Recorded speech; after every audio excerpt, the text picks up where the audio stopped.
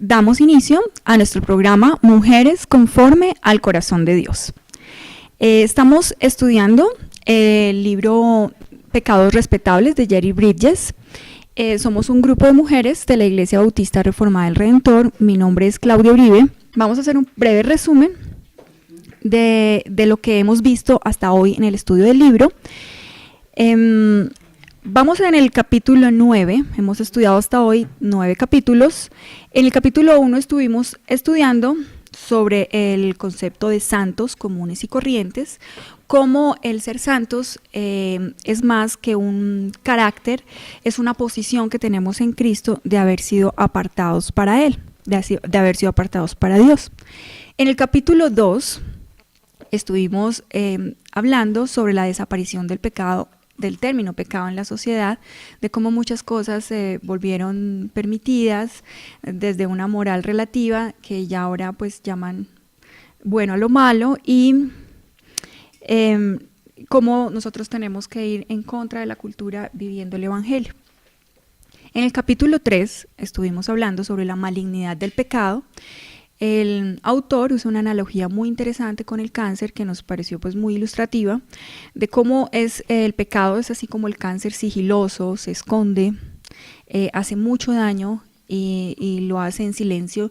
Sabemos que nadie es una isla espiritual. Cuando estamos pecando impactamos a otros realmente, contagiamos a otros, afectamos a otros con nuestro pecado, y así funciona con el cáncer, y eso nos da una idea acerca de la malignidad del pecado. En el capítulo 4 hablamos sobre el remedio para el pecado y cómo el remedio para todo en nuestras vidas es el Evangelio. Y la victoria de Cristo y lo que Él logró para nosotros debe animarnos a luchar, ¿no? Empezamos una batalla ganando porque conocemos el final, conocemos que no podemos ser arrebatados de su mano, que Él nos va a preservar hasta el final y que veremos su gloria. Y esto nos tiene que animar y nos alentarnos en la batalla. En el capítulo 5 estuvimos hablando acerca del poder del Espíritu Santo y analizamos como varias formas de lograr del Espíritu Santo en relación al pecado. Una de ellas y la más importante es que nos convence de pecado. No podríamos enfrentar una batalla sin antes tener convicción de pecado. Si muchas veces estamos frente a una situación donde hemos reaccionado con pecado, pecando, y ni siquiera nos apercibimos de eso, simplemente pecamos, y ni siquiera nos podemos ni arrepentirnos porque ni siquiera lo vimos como un pecado. Entonces el Espíritu Santo nos convence, también nos capacita y nos fortalece para confrontar el pecado. Realmente el Espíritu Santo permite también que muchas circunstancias que nos rodean nos hacen crecer espiritualmente. Hay muchas circunstancias difíciles que nos afectan, que son problemáticas y conflictivas para nosotros, pero que precisamente el Señor las usa para tratar con nosotros, ¿no? Y también estuvimos estudiando cómo incluso en las horas más oscuras, cuando el Señor nos está mostrando realmente quiénes somos en realidad, cuando en medio de la batalla hemos estado tratando con algo y como que caemos una y otra vez y nos sentimos como solos en la lucha, y nos preguntábamos en el estudio de este capítulo cómo entonces obra el Espíritu Santo ahí, y realmente Él usa esto para humillarnos, ¿no?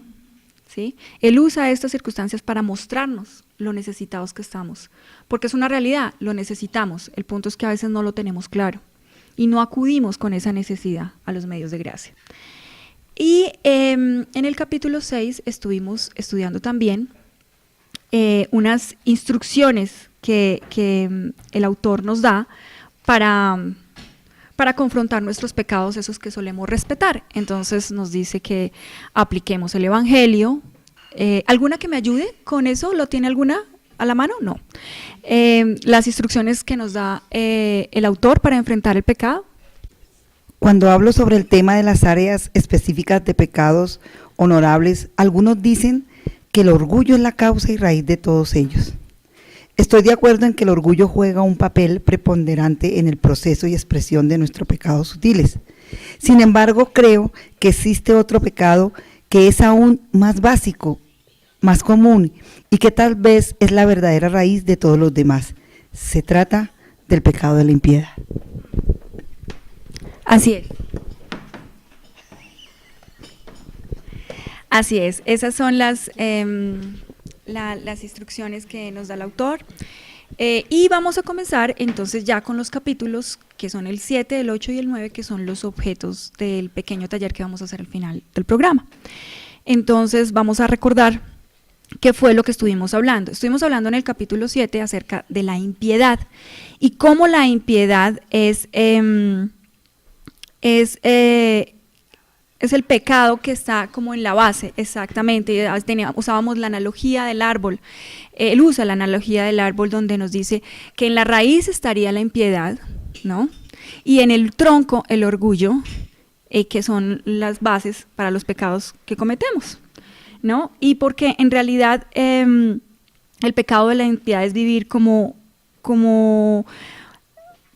no tomamos en cuenta a Dios, ni su voluntad, ni su gloria, ni la dependencia a Él. Incluso pues nos costaba entender cómo la impiedad puede ser un pecado en el que caemos los creyentes. Siempre hemos entendido este pecado como la definición de un incrédulo, un impío, ¿no? Y estábamos analizando cómo sí, muchas veces cuando nosotros actuamos y no pensamos que en realidad es para el Señor todo lo que hacemos, que Él nos ve, que Él es nuestra verdadera audiencia, que Él conoce nuestros corazones completamente desnudos, que Él conoce nuestras intenciones en todo lo que hacemos, nuestras dudas incluso, nuestras preocupaciones las conoce todas, y desde ese punto de vista pues nosotros caemos en ese pecado. ¿Anhelamos de manera consciente y en oración darle gloria en todo lo que decimos o hacemos cada día? ¿O actuamos sin tener conciencia del Creador? Esta es una pregunta que nos invita al autor y que nos parece pues bastante reflexiva porque eso es lo que tenemos que preguntarnos. No se trata de ser cristianos de domingo, de cumplir como con las cosas que nos toque hacer. Bueno, yo miro mi vida y desde donde yo la veo, realmente yo no estoy cayendo en pecados escandalosos, pero el Señor conoce absolutamente todas mis intenciones. Esos pecados que nadie ve, el Señor sí los ve. Entonces, eso estuvimos analizando en este capítulo. La piedad y la impiedad son como los extremos de una línea, ¿no? Todos nos encontramos en algún punto entre ambas, porque el único que ha sido completamente piadoso pues fue nuestro Señor Jesucristo. Y realmente también en el otro extremo de la impiedad, pues no habrá un creyente genuino en ese extremo, ¿no? Pero la pregunta más honesta que podemos hacernos todos es en qué posición de ese amplio espectro pues yo me encuentro, ¿no? E incluso nos llevamos a preguntar si debe haber como un límite hasta donde puede llegar el creyente, ¿no? Pues no sería esa como la pregunta correcta, sino más bien una lucha por parecernos a Cristo. Él nos contaba cómo realmente la raíz de la impiedad es que pasamos muy poco tiempo pensando en Dios. También estuvimos en el capítulo 8 hablando sobre la ansiedad y la frustración. Y sabemos pues que la vida es difícil y dolorosa y viene con todas esas cosas. Vivimos en un mundo caído, estamos afectados nosotros mismos por la caída, los que nos rodean, las cosas que pasan, la tierra misma está en ese estado y las cosas que hacemos pues no siempre dan los frutos que esperamos y que deberían, y eso presenta pues frustraciones, trae frustraciones a nuestras vidas. Los problemas se dan precisamente en el contexto muchas veces de actividades rutinarias y de responsabilidades cotidianas, y el dolor es provocado muchas veces pues por cosas que suceden que son fuera de lo común. Hablábamos como la ansiedad y la frustración. La ansiedad la define como esa que viene precisamente de esas dificultades tan dolorosas sobre las que no tenemos solución, no tenemos alcance, no podemos manejar, no tenemos la respuesta a nuestra mano. Y reflexionando sobre esto, él nos hablaba como de las cualidades que tiene el carácter cristiano. Estaban el amor, la humildad y la confianza en Dios. Y como la más mencionada es precisamente la humildad. Y bueno, primero el amor y después la humildad, nos decía él realmente. Que la confianza en Dios está en todas las circunstancias de nuestra vida en tercer lugar, como una de las más importantes, y precisamente analizábamos cómo la base de la humildad es la confianza en Dios. Porque la humildad es cómo nos relacionamos con Dios y cómo le respondemos a Él. Y precisamente nosotros reaccionamos como con un carácter manso, hablábamos de la mansedumbre y cómo la palabra mansedumbre viene cuando hablamos de las mascotas, ¿no? De cómo responden las mascotas a la mano de su amo, que esa es la definición basada de la mansedumbre. Y es exactamente la manera como nosotros respondemos a nuestro amo, a las cosas que él usa para tratar con nosotros, a todas esas cosas que él providencialmente permite para nuestra vida, para formar en nosotros virtudes eternas. Y cómo esa respuesta que nosotros damos al Señor, es decir, si la humildad es cómo me relaciono yo con Dios, y eso se extiende hacia los demás con gentileza, definíamos,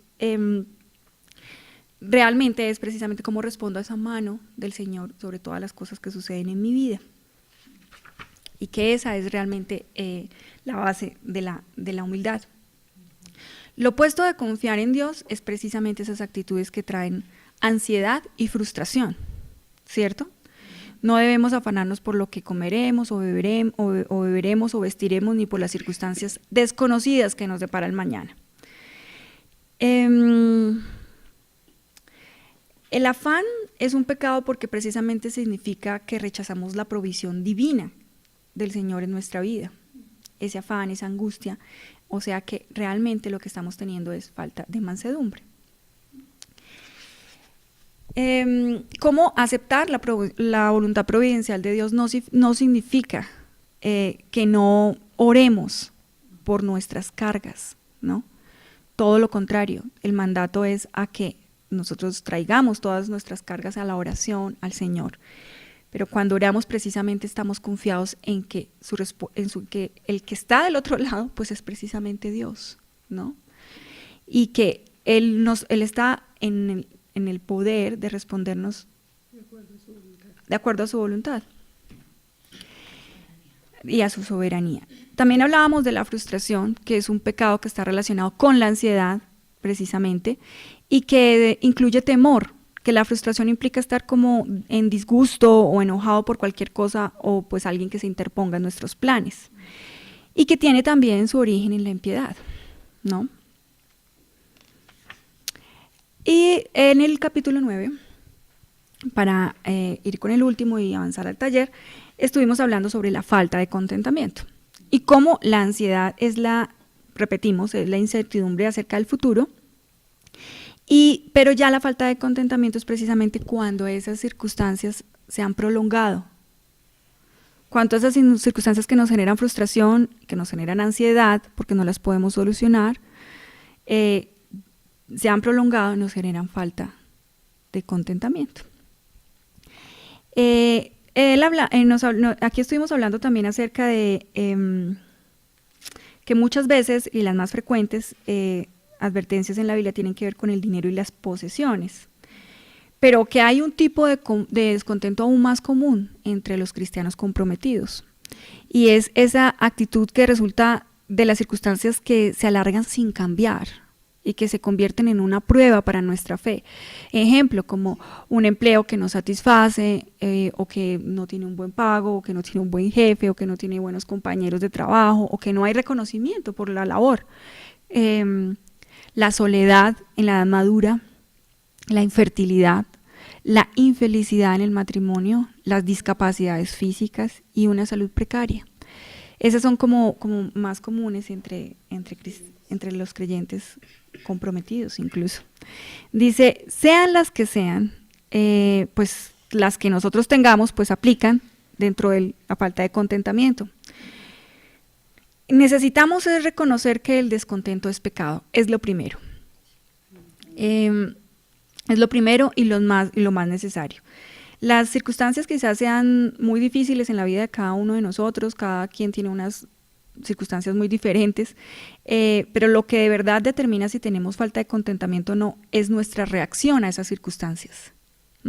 Muchas veces no son las circunstancias mismas, porque vemos dos personas, una con una situación mucho más dolorosa, mucho más frustrante, más terrible, enfrentando con gozo una situación difícil, aceptando la voluntad del Señor, aceptando lo que el Señor está haciendo a través de esa situación, y vemos a alguien con una situación mucho más quizás sencilla y con falta de contentamiento. La verdad es que estamos muy acostumbrados a reaccionar con ansiedad, con frustración ante las circunstancias difíciles que consideramos como una respuesta normal ante las situaciones de la vida. Si creemos eso es porque esos pecados han llegado a ser aceptables en nuestra vida. Estuvimos analizando pues el caso de Job, cómo precisamente digamos, no conocemos el mismo Job. Nosotros podemos ver en el capítulo, ir avanzando y ver que había detrás de gran parte del sufrimiento de Job y respondía a una conversación que Dios tenía con Satanás, ¿no? Satanás estaba diciendo, pues, ¿cómo no va a ser tu varón perfecto si lo tienes, todo lo tiene bien, en todo está bien? Y precisamente él fue probado, sin saber de esta conversación que nosotros sí sabemos, ¿no? Cuando leemos el capítulo.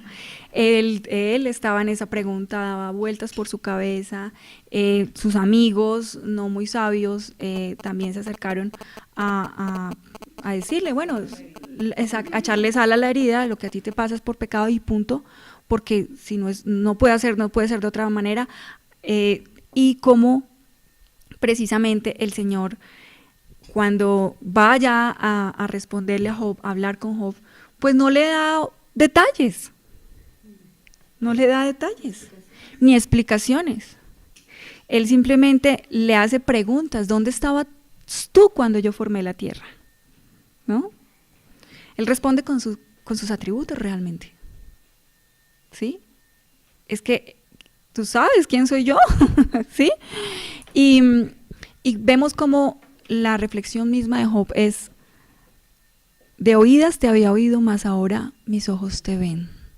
Cómo esta situación había servido para conocer más de cerca al Señor. Exactamente. Y no supo el porqué, pero supo el propósito, Job. Y eso es lo que debe ser suficiente para nosotros. No tenemos por qué comprender las cosas que no suceden, tenemos es que aceptarlas. Porque cualquiera que sea, el Señor lo ha permitido, ¿no? No es que nos ha olvidado, no es que tampoco están fuera de su alcance, están bajo su control. Así es. Entonces, basados en este breve resumen, vamos a hacer un taller para ver, bueno, cómo estamos en cuanto a lo que estuvimos estudiando. La primera pregunta del taller, hay unas preguntas que el taller propone que son para responder, pues digamos, de manera personal, pero pues yo quise que compartiéramos esto y aunque no están respondidas de manera personal, pero podemos trabajar sobre ellas, y la segunda parte son preguntas para responder en grupo. Entonces nos pregunta el taller: ¿qué enseñó? Alguien que me ayude con la cita, que es Mateo 6, del 25 al 34, y alguien que me aliste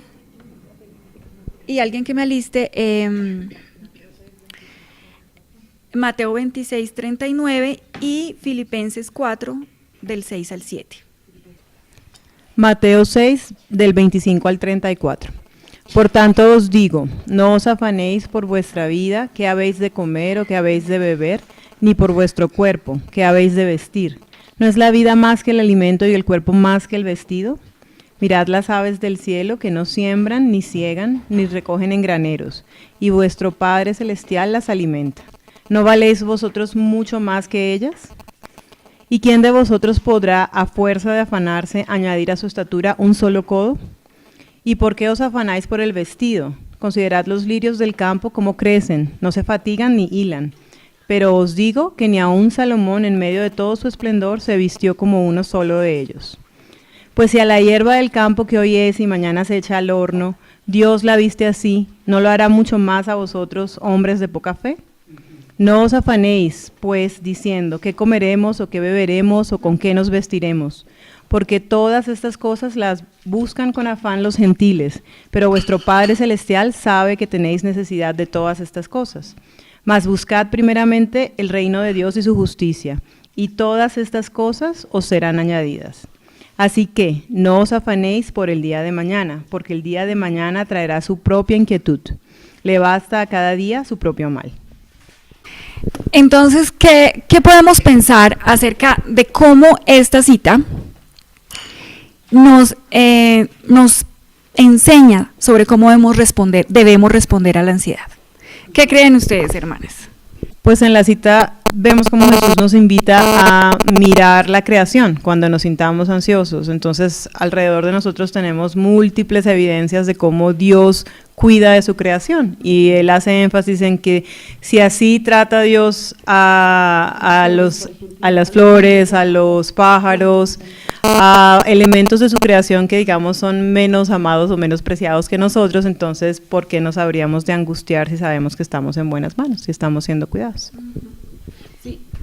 Sin que esto quiera decir que nos debemos sentar a esperar que me caiga del cielo, que me traiga, sino que debemos esforzarnos para conseguirlos, pero no con esa ansiedad de quererlo todo ya. Sí, claro, siempre detrás de todo sabemos que sobre toda verdad de las escrituras se conducen sobre esas dos líneas paralelas, como dos rieles paralelos de un tren: la soberanía de Dios y la responsabilidad del hombre. Esto no nos dice que nos sentemos a esperar que precisamente las cosas nos caigan, literalmente del cielo, pero a veces no solamente nos esforzamos, sino que vamos mucho más allá y nos angustiamos, pues nos ponemos ansiosos y nos preocupamos por cosas que a la larga nunca pasan. Entonces, precisamente esta cita nos enseña que el Señor está en control de todo, que todo lo que nos sucede pasa antes por las manos amorosas y sabias de Dios, y como dice Arlene, nos invita a observar la naturaleza, ¿no? Casi que nos dice, bueno, ¿no lo están viendo? Yo sustento toda la naturaleza, yo la he visto de esa manera tan hermosa, ¿lo pueden ver? Entonces, ¿por qué se afanan? Vamos con la... Pues es que ahorita que estabas diciendo eso, recordé el sermón que nos dio el pastor Helbert sobre la duda, creo, de cómo la resurrección... ¿Cómo era la resurrección y la duda, creo? Y que les dijo a las mujeres, no teman porque se cumplió lo que ustedes ya sabían. Entonces, es curioso cómo uno realmente necesita que le recalquen y le recalquen. Claro, y no solo, mira, aquí el Señor Jesucristo nos está invitando a ver cómo necesitamos, hasta lo vemos por nuestros sentidos y aún no lo preguntamos, ¿no? La segunda pregunta que nos plantea el taller nos dice, ¿qué revela Mateo 26:39 y Filipenses 4, del 6 al 7, acerca de nuestra necesidad de orar por consuelo y liberación de todo lo que nos tienta a estar ansiosos? Entonces vamos primero con la cita, ¿no? ¿Quién tiene Mateo? 39. Yendo un poco más allá, se postró sobre su rostro y oró: Padre mío, si es posible, no me hagas beber este trago amargo, pero no sea lo que yo quiero, sino lo que tú quieres. Esta cita nos aporta muchísimo, muchísimo. Uno, como una situación tan compleja que se le presenta, pues que ya sabía el Señor, ¿no? A qué venía, cuál era su misión, cuál era la obra que venía a hacer, y cómo Él en su humanidad pues experimentó esto, Él suda sangre. Y si él se postró siendo Cristo quien era a orar, ¿cuánto más nosotros lo debemos hacer? Así es, tal cual. Si él siendo nuestro Señor, si Él siendo Dios, se postró a orar y se postró a decir que se haga tu voluntad, que se haga tu voluntad. Esto nos enseña todo, ¿no? Esto nos enseña todo. ¿Qué es lo que realmente tenemos que hacer cuando estamos en medio de esas situaciones tan difíciles que el Señor las conoce, ¿no? Que el Señor las conoce. Él mismo fue varón de dolores.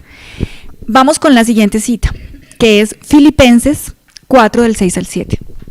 Por nada estéis afanosos, sino sean conocidas vuestras peticiones delante de Dios en toda oración y ruego con acción de gracias. Y la paz de Dios, que sobrepasa todo entendimiento, guardará vuestros corazones y vuestros pensamientos en Cristo Jesús. Vamos entonces, ya después de haber leído las dos citas, con la pregunta nuevamente, para recordarla. ¿Qué revela esas dos citas acerca de nuestra necesidad de orar por consuelo y liberación en esas situaciones que nos tientan a estar ansiosos? Hay una cita que nos da Jerry Bridges que quizás nos pueda ayudar un poco con la respuesta. Él cita: cuando doy paso a la ansiedad, estoy, en efecto, creyendo que Dios no tiene cuidado de mí y que Él no me cuida en la circunstancia en particular que desencadena mi ansiedad del momento. La ansiedad es un pecado también porque es una falta de aceptación de la providencia de Dios en nuestras vidas. Es su orquestación de todas las circunstancias y eventos en su universo, para su gloria y el bien de su pueblo. Entonces, estas citas, una la situación del Señor frente a lo que se estaba por venir, su muerte, y ese mandato de que no estemos por nada nos afanemos, sino que llevemos todas nuestras cargas al Señor. Como decía Job, aceptaré de Dios lo bueno y no lo malo. Viene del Señor, aunque no lo podamos entender, pero sí podemos esperar por las respuestas mientras aguardamos pacientemente. Entonces vamos con las citas. Mateo 6:34, Lucas 12:6 y Marcos 9:23. Por lo tanto, no se angustien por el mañana, el cual tendrá sus propios afanes. Cada día tiene ya sus propios problemas. ¿No les ha pasado que muchas veces nos estamos preocupando por cosas del mañana y que nunca pasan? Si me echan del trabajo y pierdo mi casa, y si mi mamá sufre de Alzheimer en un futuro, ¿cómo voy a costear los estudios de la universidad de mis hijos cuando lleguen a esa etapa? Y resulta que pasaron los años, nunca me echaron del trabajo, mi mamá nunca sufrió de Alzheimer, vivió una vejez tranquila, mis hijos trabajaron y se costaron esos mismos sus estudios, o qué sé yo, se ganaron una beca. El caso es que cuando miramos hacia atrás y vemos que pudimos haber enfrentado cada día con gozo, glorificando al Señor, confiados en que el Señor tiene todos los eventos de nuestras vidas en sus manos y dando testimonio del Señor en quien confiamos, con la paz que solo puede venir de confiar en Él. Entonces, recordemos esas cosas por las que en un pasado estuvimos ansiosas, afanosas, en vez de estar dando buen testimonio del Señor que nos salvó. Y que la gente que nos conozca diga: yo quiero ese Señor. De hecho, estar afanados todo el tiempo no es un buen testimonio para los no creyentes, nuestra propia familia, ¿no? Pero pues, ¿en qué Dios confía si vive preocupado todos los días? ¿Qué va a hacer? ¿De qué va a vivir o cómo va a vivir? Entonces no es buen testimonio.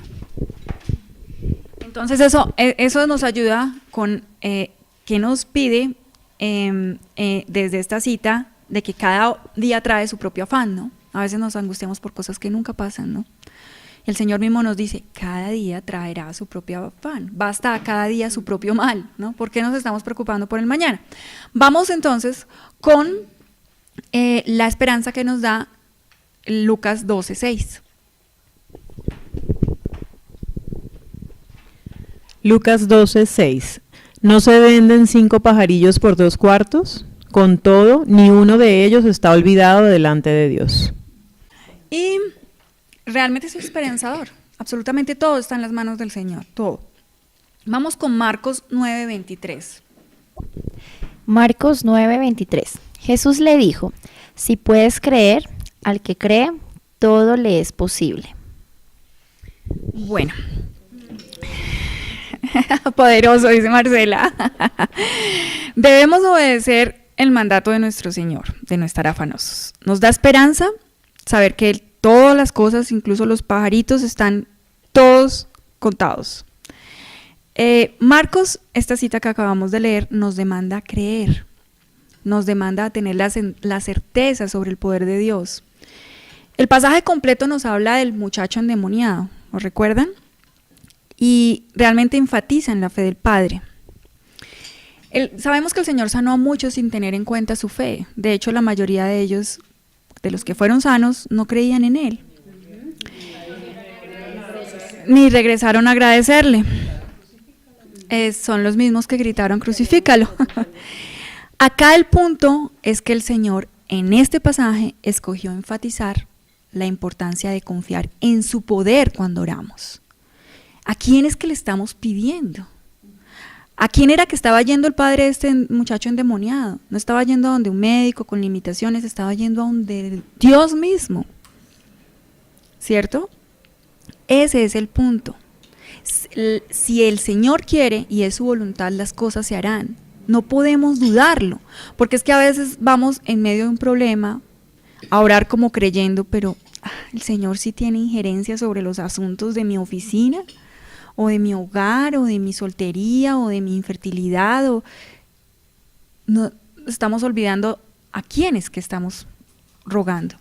Eso nos lleva necesariamente a aceptar su respuesta, porque si Él tiene el poder perfecto para responder a nuestras peticiones, y el hecho de que no pasen las cosas como así, como las estamos planteando y como las estamos pidiendo, pues es una respuesta, porque no viene de la incapacidad de Dios para respondernos, viene de su voluntad la respuesta, ¿no? Vamos con la pregunta número 4. Dice, nuestra frustración, que por lo general involucra estar molesto por cualquier cosa o con quien bloquea nuestros planes o deseos, tiene sus raíces en la impiedad porque estamos viviendo como si Dios no estuviera involucrado en nuestras circunstancias. ¿Qué consuelo y ánimo nos da el Salmo 139:16? Dice, me viste antes de que naciera. Cada día de mi vida estaba registrado en tu libro. Cada momento fue diseñado antes de que un solo día pasara. Realmente trae mucho ánimo, ¿cierto? En el estudio del capítulo sobre la falta de contentamiento, de hecho, estuvimos analizando cómo la falta de contentamiento surge cuando esas circunstancias pues adversas se prolongan sin cambio y no podemos modificarlas. El versículo nos anima y nos consuela porque así como hoy somos lo que somos, desde que nos formó en el vientre de nuestras madres, todo eso estuvo primero en los planes de Él. Dice, en tu libro estaban escritas todas aquellas cosas. Entonces no solamente fue eso, no solamente fue nuestro nacimiento y lo que somos hasta hoy, sino también nuestro presente y nuestro porvenir. Todas las cosas descansan en las manos de un Dios que es infinitamente sabio e infinitamente bueno. Y vemos cómo volvemos una y otra vez sobre esto, porque realmente el contentamiento descansa en los atributos de Dios. Esto me hace recordar un poco acerca de la teoría de las cavernas de Sócrates, de Platón, cuando hablaba del mundo de las ideas, cuando Platón habla del mundo de las ideas, y él expresa cómo pues todas esas cosas que están como en el mundo de las ideas están en su manera perfecta, y lo que vemos acá son solamente como un reflejo. Y es precisamente porque nosotros creemos que conocemos la bondad, creemos que conocemos la misericordia, que conocemos el perdón, que conocemos todas esas virtudes porque somos hechos a imagen del Señor, pero solamente conocemos un breve reflejo. No conocemos la verdadera bondad, que viene del Señor y que solo de Él puede venir. Entonces, si nosotros tuviéramos claro que todas esas cosas, porque a veces pensamos, ¿no? No, pero ¿y si estas cosas terminan pasando así? Ay, no, tremendo. Se nos olvida que vienen precisamente de la máxima expresión de la bondad, de la sabiduría, que Él es el infinito bien y que de Él vienen, ¿no? Entonces, ahí es donde reposa el contentamiento. Vamos con otra pregunta. ¿Alguna quiere aportar algo acá? ¿Qué es la falta de contentamiento?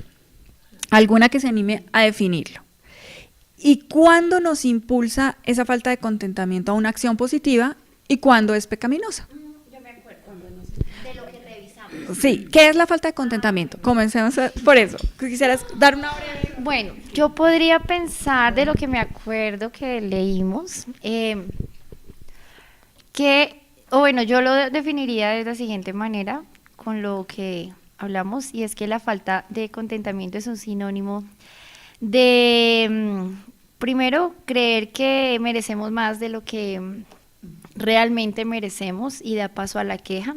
Y un contentamiento positivo es cuando, una falta de contentamiento positivo podría ser cuando sabemos que espiritualmente nos falta más y cada vez más, entonces ese descontento es algo bueno. Sí. ¿Y cuándo es pecaminoso? Pues cuando, sí, dice la hermana Gloria, cuando no aceptamos la voluntad de Dios. Entonces, cuando es pecaminoso, precisamente cuando... Es precisamente la falta de contentamiento cuando esas circunstancias se prolongan, esas circunstancias adversas como que se prolongan, ¿no? Porque estábamos viendo cómo las circunstancias diarias nos producen frustración, ¿sí? Y cómo esas sobre las que no tenemos dominio nos producen ansiedad. Y cómo cuando se prolongan nos producen falta de contentamiento. Cuando el contentamiento produce una acción positiva, precisamente como decía Marcela, cuando estamos insatisfechos con nuestro crecimiento espiritual, porque si no dejaríamos de crecer, ¿cierto? También hay un descontento legítimo acerca del descontento profético, que tiene que ver con la injusticia y con los males de la sociedad, que produce un deseo ferviente de ver cambios y de su pronto regreso, ¿no?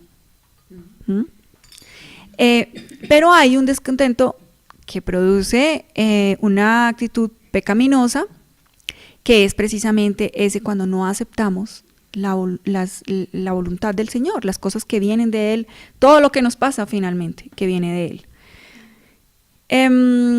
La siguiente pregunta, Jerry Bridges nos dice que nuestra respuesta a las circunstancias lo que es realmente lo que determina el grado de dificultad en ellas, no las circunstancias en sí solas, por sí mismas, ¿cierto? Sino nuestra respuesta a esas circunstancias. Y nos pregunta, pues, si estamos de acuerdo o no y por qué. Entonces, ¿alguna se anima a decir si está de acuerdo? ¿Cómo muchas veces es nuestra respuesta a esas circunstancias lo que determina realmente el grado de dificultad? Yo estoy de acuerdo, porque realmente las circunstancias a veces son las mismas para las diferentes personas, pero ese es un problema que también tiene la psicología, de subjetivizar todo, de no, pero como no te puedes poner en los zapatos del otro, no es la misma situación, pues sin ir al extremo, ¿no? Pero sí, no es la misma situación, pero es que no te iguales, pero no sé qué. Pero sí, realmente la circunstancia simplemente es eso, es una circunstancia. Y la respuesta es lo que determina ese grado de dificultad. Yo sí estoy de acuerdo. La falta de contentamiento es el sentimiento que surge cuando las circunstancias adversas se prolongan sin cambio alguno y no podemos hacer nada para modificarlas, efectivamente. Así es. Y lo que dice su palabra es lo que debemos seguir. Y el mandato nos dice que no nos afanemos y que la esperanza es que estamos en sus manos. Y cuando hablamos de la falta de contentamiento, no aceptar, esa que es pecaminosa, pues es no aceptar la voluntad misma del plan de Dios en nuestras vidas. Lo que determina el grado de dificultad de las pruebas es cómo las enfrentamos, ¿cierto? Nosotros mismos creo que hemos experimentado que algunas veces hemos tenido problemas mucho más graves que otros y cuando no son tan grandes los hemos enfrentado como de manera peor y cuando son muy grandes a veces sí hemos enfrentado las cosas de otra manera, aceptando la providencia del Señor en nuestras vidas. La pregunta número 7 dice, uno de los versículos claves para esta sesión es el Salmo 139:16, que ya lo estábamos viendo, que aún desde que fuimos, desde el vientre de nuestras madres, desde que éramos embriones, eso estuvo en sus planes. ¿Cómo puede ayudarnos a lidiar con circunstancias que nos tientan a estar inconformes?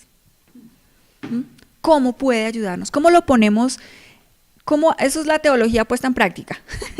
¿Cómo esto nos puede ayudar? Saber que es Dios soberano desde nuestro nacimiento, la manera como nacimos, de quiénes somos hasta hoy, de todo en nuestra vida. ¿Cómo nos puede ayudar? de manera práctica. Porque cuando nos resignamos estamos como diciendo, está bien, no hay nada que hacer. No es lo mismo a decir, sí hay algo que hacer. El Señor podía cambiarlo, pero no lo cambió. Y no lo cambió, y esa es su decisión, y hay un propósito en esto. ¿Cierto? Y el propósito final no es mi mal, sino debo tener la seguridad de que es mi bien supremo, que es como lo que no olvidamos, porque tú mencionaste, tal vez puedo pensar que Dios no puede, entonces estoy ignorando que Él es omnipotente, que es todopoderoso. Tal vez es que se le olvidó, o sea, tiene tantas cosas que yo no estoy entre sus prioridades, entonces sabemos que Él sabe todo y que a todos nos tiene presentes y, como dice el versículo, conoce todos los acontecimientos de nuestra vida. Y por último, tengo la certeza de que lo que está pasando es para mi bien, porque la otra opción sería pensar que Dios me está castigando, que lo que quiere es mi mal, quiere que sufra, quiere que sí, y sabemos que no, que lo que busca es nuestro bien superior. Y tener en cuenta pues que Dios no tiene que respondernos sí a todo. Nosotros a veces hacemos peticiones y pedimos algo y Dios nos concede justamente lo contrario. A veces uno pide la salud de una persona y resulta que esa persona fallece. Entonces uno dice, Dios, ¿por qué no me concedió si yo se lo pedí, si yo oré, si tú eres que todo lo puedes? Y empezamos como a cuestionar a Dios porque Dios no me respondió positivamente lo que yo pedí, tal cual como lo pedí. Y nosotros veíamos unos puntos la vez pasada, que era que nosotros teníamos que estar dispuestas a recibir lo que Dios me da, carecer de lo que no me da y entregar lo que Dios me quita. Vamos con la discusión en grupo. Nos dice, ¿por qué la ansiedad? Había el autor invitaba en la siguiente pregunta a que pensáramos qué significaba para nosotros esta afirmación, que debemos creer las enseñanzas de la Biblia sobre los atributos de Dios, su soberanía, su sabiduría, su bondad, que son realmente ciertos y que Dios ha permitido o incluso propiciado circunstancias difíciles en nuestra vida para su gloria y para nuestro bien supremo. Entonces, cuando leía esto pensaba en algo que uno dice frecuentemente, que es que las cosas se toman de quien vengan. Muchas veces nosotros podemos reaccionar muy diferente ante un consejo o una observación dependiendo de la persona que lo haga, ¿cierto? Eso habla mucho del concepto que tengamos de esa persona. Sabemos que si es un amigo, que si es nuestra mamá, que nos llama la atención sobre algo, pues muy probablemente lo hace con buena intención. Entonces, esto me hizo pensar en que la manera en que reaccionamos a las circunstancias de nuestra vida son un reflejo directo de lo que pensamos de Dios. Si pensamos que Dios es soberano, es poderoso, es bueno, ¿cómo reaccionamos ante las cosas que Él permite o que Él nos da? Sí, ¿cómo reaccionamos? Si reaccionamos con confianza. Esto me hace pensar un poco, por ejemplo, en los papás, con los niños, que a veces ellos hay cosas que no pueden comprender. No pueden comprender y los papás les dan una instrucción sabia desde su experiencia, clara, pero los niños no la pueden comprender. ¿Ellos qué tienen que hacer? Obedecer, no entender, obedecer, no pueden comprender que algo, aunque les duela, aunque les cueste, aunque sea difícil, deben obedecer. Pero el punto es porque obedecen. Exacto, porque obedecen, porque confían en sus padres. Exactamente, porque saben quiénes son sus papás.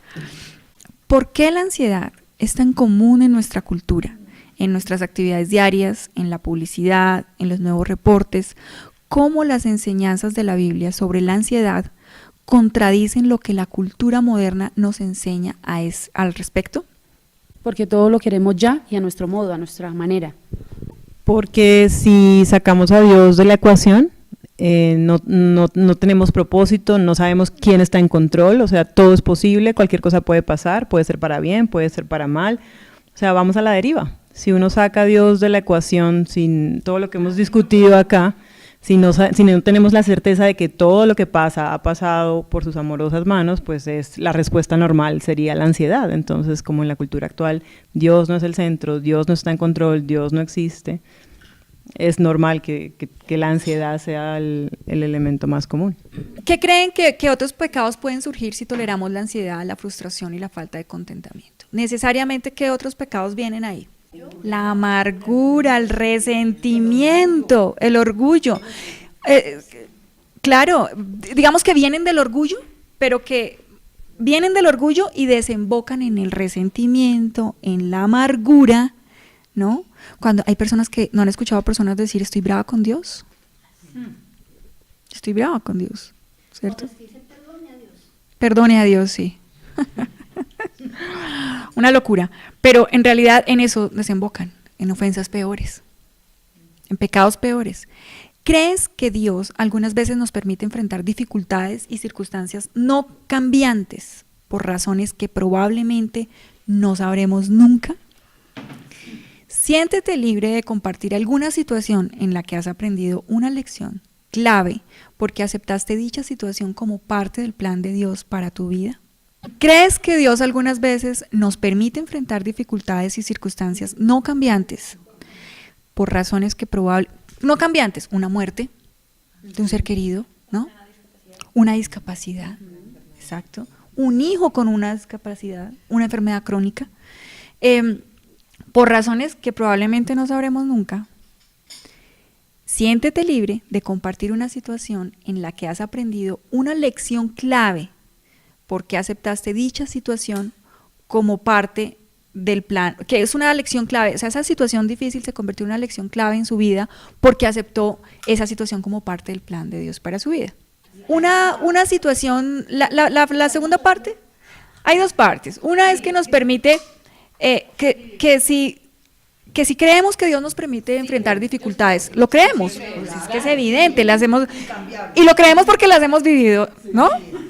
Entonces Él nos dice, siéntete libre de compartir una situación en la que cambiaste, es decir, en la que aprendiste una lección clave, precisamente porque aceptaste que eso era parte del plan de Dios para tu vida. Para mi caso, haber vivido tanto tiempo teniendo en cuenta que mi esposo no era creyente, mucho tiempo, 5 o 6 años, y finalmente saber qué era el propósito de Dios, no solamente, más que todo en mi vida, para cambiarme a mí. Entonces sí creo que definitivamente el poder de Dios es muy grande en esas circunstancias, y fue 6 años muy duros, muy difíciles. Algunos de mis hermanos saben mi historia, pero muy difíciles, que finalmente dieron su fruto, y hoy en día le doy gracias al Señor por el esposo que tengo, tan entregado a las cosas del Señor, que yo misma digo, uy, no, yo me estoy quedando, me va ganando. Entonces es la voluntad del Señor. ¿Cómo esos 6 años no fueron al azar, no fueron porque el Señor se olvidó de ti? ¿Cómo tuvieron un propósito clave en tu vida y que aceptarlo te hizo crecer?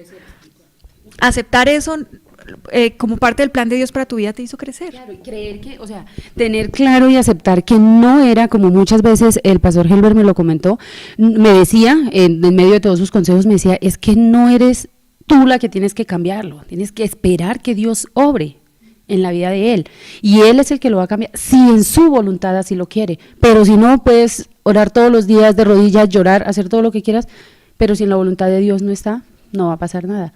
Pasó gracias al Señor. Pero imagínate si uno podría pensar que es cambiante, porque la realidad es que cuando uno está frente a un incrédulo, es que está muerto. Es que está muerto. Ante el mensaje del evangelio que tú le predicas, está muerto espiritualmente. Tiene que haber un milagro. Entonces no está en tus manos, no es cambiante. Desde tu punto de vista, desde nuestra capacidad, no es cambiante, ¿no? Ella nos dice que antes de los pecados que estuvimos mencionando, de la falta de contentamiento, de la ansiedad, de la frustración, estos pecados, la raíz de ellos nos lleva a la impiedad, que es el estilo de vida que no toma en cuenta Dios. Si hay impiedad, el resto de pecados se nos hacen menos pecado o más aceptables en nuestra vida. Es así, es verdad, qué buena reflexión. Sí, desde la impiedad los otros pecados se nos hacen, los empezamos a aceptar, ¿cierto? El peor de los pecados en términos prácticos es negar que esos pecados sutiles existen en nuestra vida. Es verdad. Es verdad, porque eso es vivir exactamente como un incrédulo, ¿no? No reconociendo eso. Bueno, hermanas, hemos llegado al final del programa. Oremos. Gracias, Señor, por este tiempo tan especial donde hemos podido reflexionar sobre todas estas verdades Danos, Señor, una cosmovisión bíblica para enfrentar todas esas circunstancias difíciles que tenemos cada día, para glorificarte en todo, reconociendo que esto lo has escogido tú para nosotros. Todas esas cosas que nos rodean, nuestro trabajo, el hogar, las circunstancias con los amigos, con los familiares, tú las has escogido para nosotros. Ayúdanos, Señor, a responderte de la manera que a ti te agrada. Obra en los corazones de cada una de nosotras, Señor, para transformación. Haznos cada vez más a la imagen de Cristo. Te lo pedimos en el nombre de nuestro Señor. Amén.